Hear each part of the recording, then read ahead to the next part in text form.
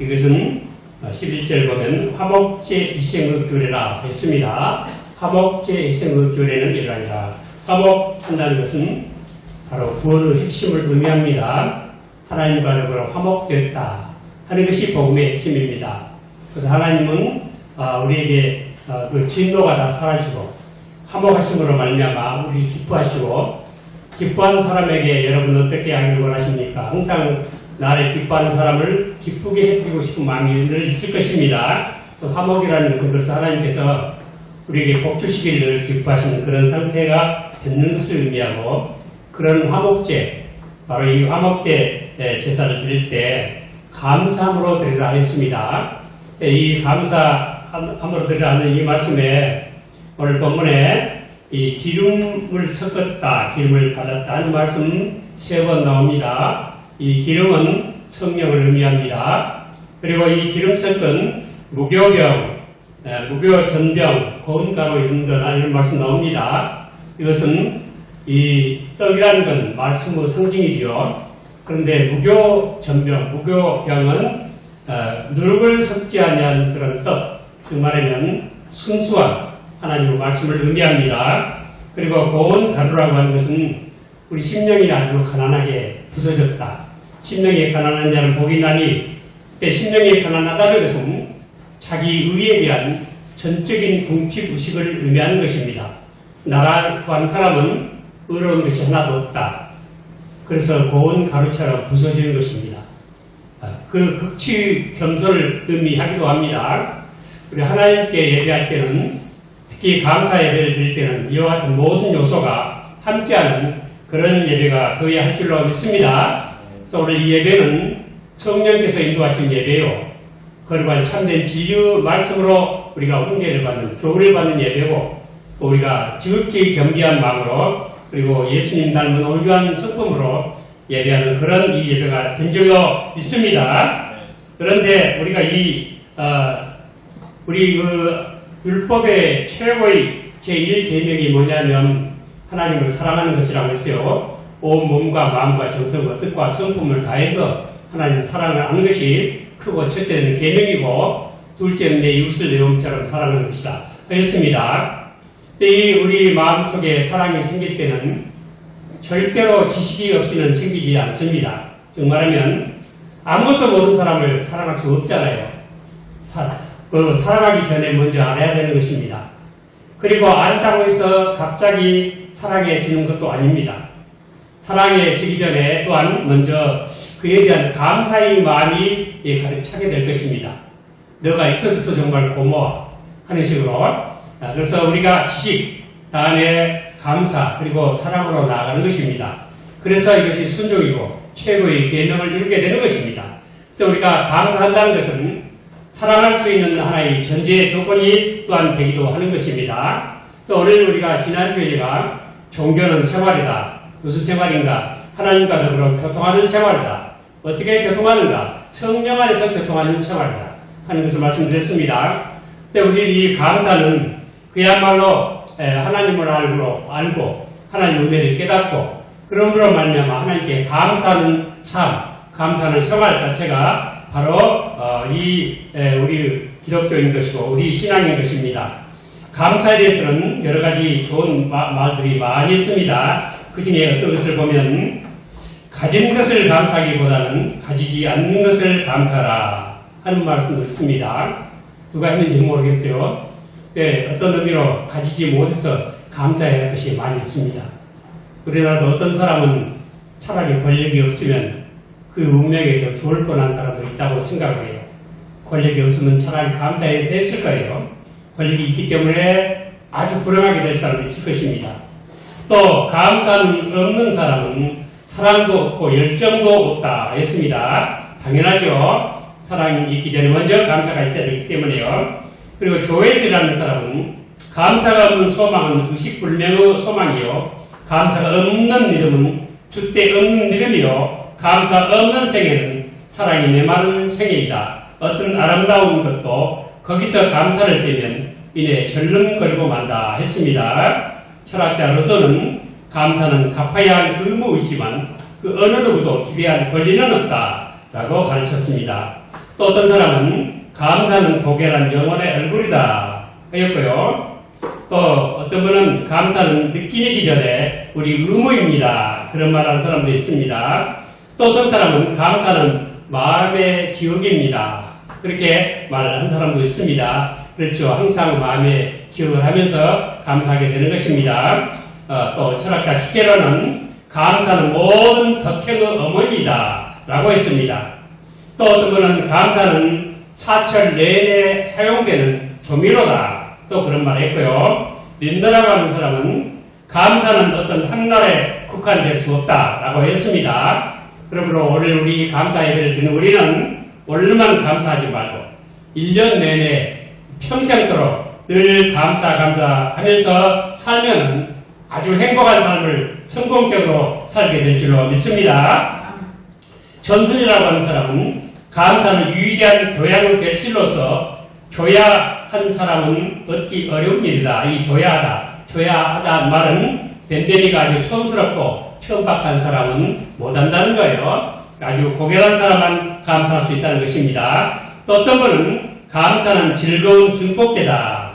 즐거움이 자꾸 늘어나게 하는 증폭제가 되는 것입니다. 존 헬리는 감사는 최고의 항암제요, 해독제요, 방부제다라고 말을 했습니다. 우리 오늘 감사함으로 우리 인생의 암이 사라지고 썩어지는 것이 사라지고 독이나 해독되는 그런 귀한 축복이 임하기를 바랍니다. 또 어떤 분은 감사는 최고의 미덕이요 감사하지 않으면 최대의 악이라고 말하는 사람도 있습니다. 이러한 위대한 감사는 덕목이 빠져버린 생활이라면 그것은 기독교가 아닐 것입니다. 그리고 그것은 하나님과 더불어 교통하는 삶도 아닐 것입니다. 왜냐하면 하나님은 우리에게 최고의 성이 되시고 우리에게 복의 근원이 되시기 때문이고 이러한 하나님 앞에 감사할 줄 모르는 것을 우리 믿음이라고 할 수 없기 때문입니다. 하나님께 드리는 감사는 성도 신앙생활의 가장 귀중한 요소고 능력임을 성경은 늘 말씀하고 있습니다. 흑인 찰리 스미스라고 하는 사람 한 분 이야기를 하셨는데요. 이분이 130세에 돌아가셨어요. 네, 130년간 하나님과 동행을 하며 감사 생활을 늘 하는 사람이었는데 흑인으로 태어나가지고 가장 장수한 사람이라고 그러는데 플로리다주 바토위에서 그런 하나님의 부르심을 받은 사람인데 그에게 이 130년의 생활은 참으로 고통의 전시장과도 같았다고 합니다. 그는 태어나기 노예 자식으로 태어나서 갓난 아기 때부터 고통 속에서 거의 호식하지 못하고 편한 잠자리 자지 못하고 아주 어렵고 고통스럽게 살았습니다. 그는 미국 남부와 서부를 헤매며 매를 맞고 모욕을 당하며 굶주리고 병들어 죽을 고비를 20번도 넘게 경험을 했다고 합니다. 그는 한때는 서부의 최고의 총장이 제시 제임스의 마구간에서 일을 한 적도 있다고 했는데 얼마나 거기서 모진 멸치를 받았겠습니까? 그는 130년간 고생만 하다가 죽게 되는데 그는 인종하기 며칠 전에 자신을 방문한 스티븐슨 목사 앞에서 이렇게 기도를 했습니다. 하나님, 내가 흑인으로 태어나게 해주신 것을 감사드립니다. 고통스러운 노동생활도 감사합니다. 130년간 언제나 내 곁에 계셔주신 하나님 감사합니다. 라고 이렇게 기도를 했다고 그래요. 그 스티븐슨 목사님께서 그 기도를 들으면서 이런 신앙만이 하나님을 기쁘시게 한다라고 고백을 했습니다. 이렇게 어려운 생활 속에서도 감사를 그 생활을 지표로 삼았던 그런 분은 참으로 훌륭한 신앙의 사람이라고 할 수 있습니다. 이 감사 생활은 우리의 삶의 방향을 가르쳐주는 지표가 됩니다. 우리 감사가 항상 우리 삶의 한 방향이 되시길 바랍니다. 그리고 항상 감사하며 살겠다는 삶의 목표를 삼으시기 바랍니다. 그리고 항상 내 자신을 자랑하기보다도 하나님께 감사하는 그런 삶을 살겠다고 하는 그런 다짐과 함께 시간에 감사하시기를 바랍니다. 감사가 넘치는 사람은 기쁨이 있는 건강한 믿음의 소유자입니다. 우리 마음에 감사가 충만하면 우리 신앙이 매우 건강하고 활력이 넘치고 있다는 그런 증거가 됩니다. 그러나 감사를 잃어버리고 불만과 원망이 우리 마음에 가득 찬다고 하면 그것은 하나님을 안다고 할 수 없는 것이고, 그리고 하나님께 하나님을 진실로 믿고 의지한다고 믿을 수도, 그렇게 말할 수도 없는 사람입니다. 우리는 하나님의 섭리의 기적을 믿습니다. 오늘 우리가 불행해도 내일은 우리를 아주 행복하게 해줄 수 있는 것이 하나님의 섭리 역사입니다. 우리가 하나님을 안다는 것은 감사할 이유를 아는 것과 같은 말입니다. 하나님의 모든 선언은 진리요 복의 근원이 되시기 때문입니다. 또한 감사하는 사람은 늘 기도하는 사람이기도 합니다. 빌립보 4장 6절에 아무것도 염려하지 말고 오직 모든 일에 기도와 간구로 너희 구할 것을 감사함으로 하나님께 아뢰라 했습니다. 그렇기 때문에 기도하는 사람, 늘 감사가 섞여있는 사람입니다.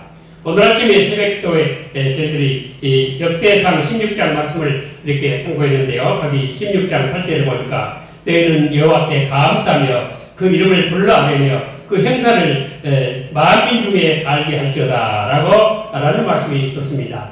다윗 왕이 이렇게 법궤를 이렇게 시온산에 처음에 이제 정식으로 모셔드리고 하나님께 찬양하고 감사하는 그런 내용입니다. 하나님께 감사하는 것, 이것은 예배입니다. 그 이름을 불러 아뢰는다. 하나님께 대한 예배고 또 그 행사를 만민 중에 알게 한다 하는 것은 하나님께 대한 전도인 것입니다.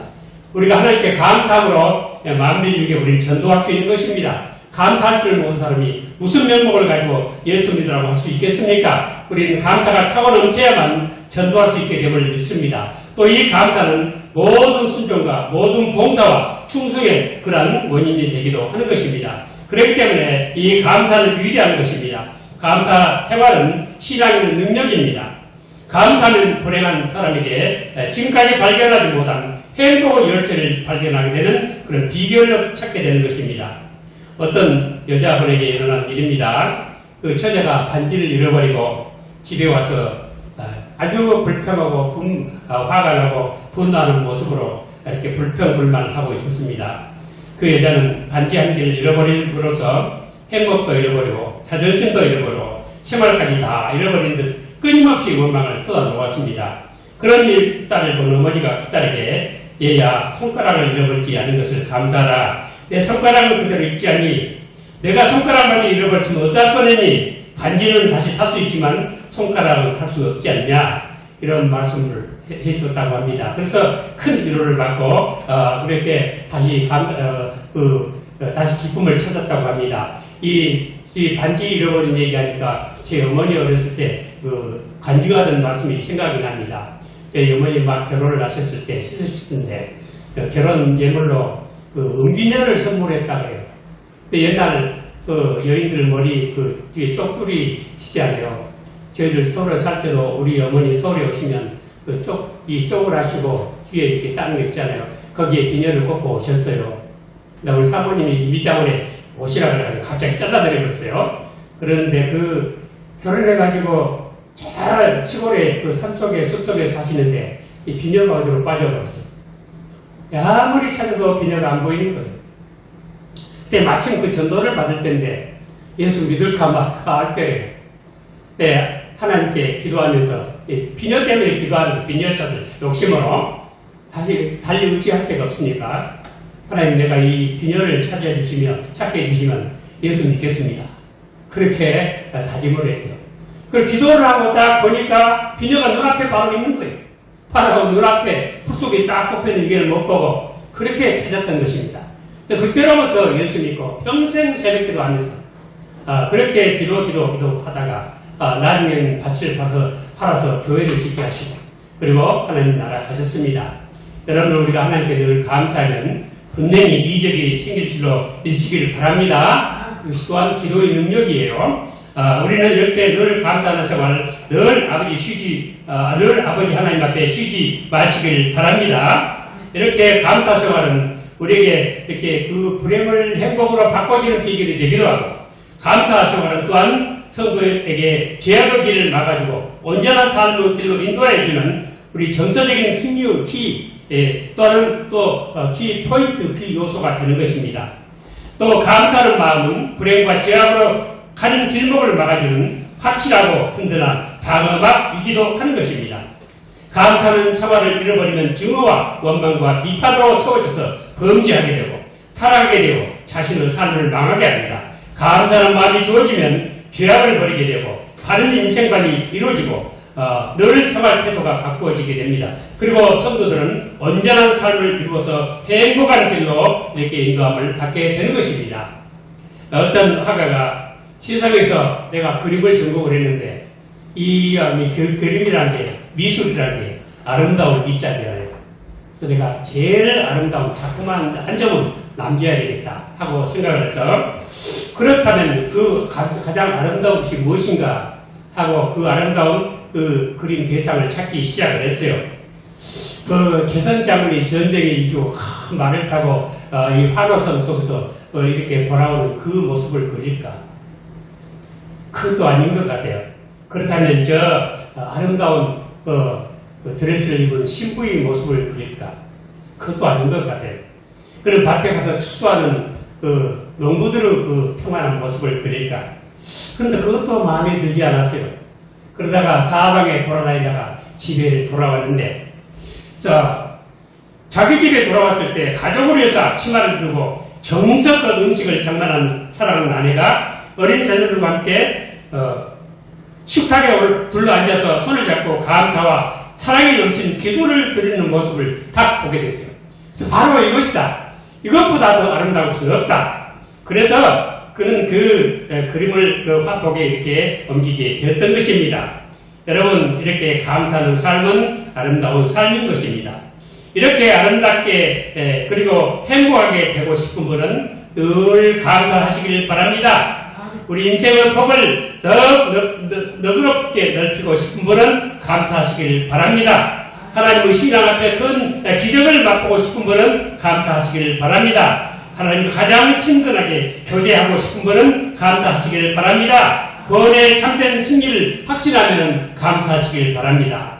오늘 하나님께 감사하는 저와 여러분에게 하나님의 큰 감사의 제목들이 더하는 축복이 임하실 줄 믿고 하나님께 정성스럽게 감사하는 우리 모두 하나님께 크게 사랑하신 줄 또한 믿고 하나님께도 감사하는 사람을 평생토록 사는 우리 모두 되시기를 오늘 주님 이름으로 축원을 드립니다.